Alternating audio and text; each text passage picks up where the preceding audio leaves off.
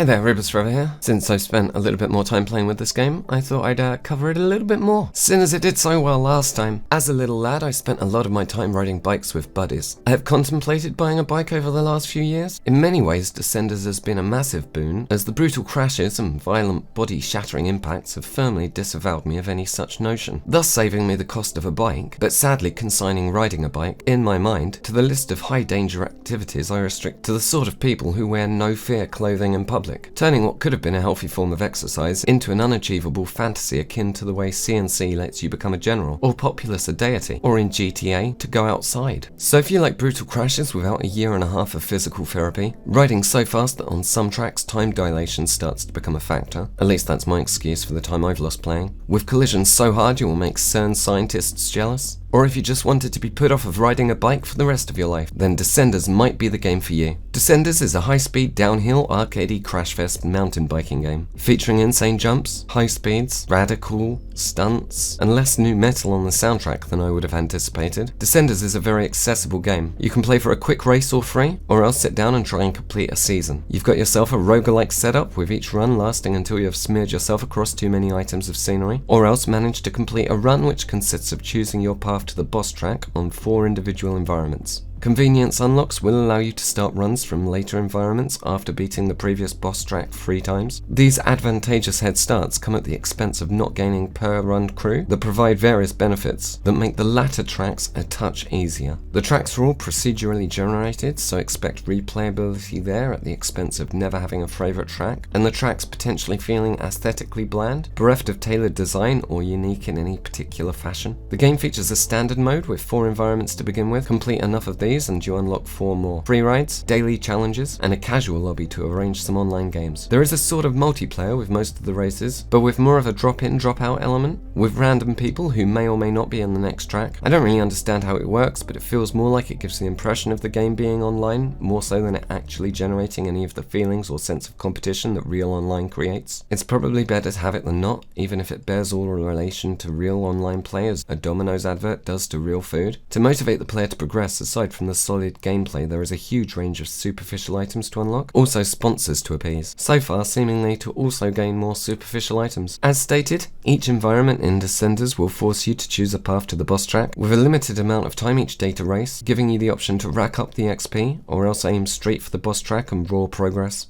The amount of tricks you squeeze into your races will improve your rep at the expense of making your runs more risky. These decisions and your intent when playing will massively alter the feel of the game. The arcadey controls, minus headache-inducing gear shifts or anything overtly technical, allow even me to pull off some surprising stunts from time to time, and delivers an experience where the challenge is provided by the maps rather than the controls. This keeps me coming back even when I'm fairly sleepy. All in all, and in my opinion, totally worth the price at 20 quid. I've yet to see all the maps after playing fairly casually for about 10 hours. This is a tiny fraction of the price of what a bike and all of the medical expenses Descenders has convinced me that I would incur would amount to. So it gets my vote. Thanks for watching. If you like it, share it. My channel's going downhill faster at the moment than if post-Brexit Pound had played this game. And of course, feedback as always is totally appreciated.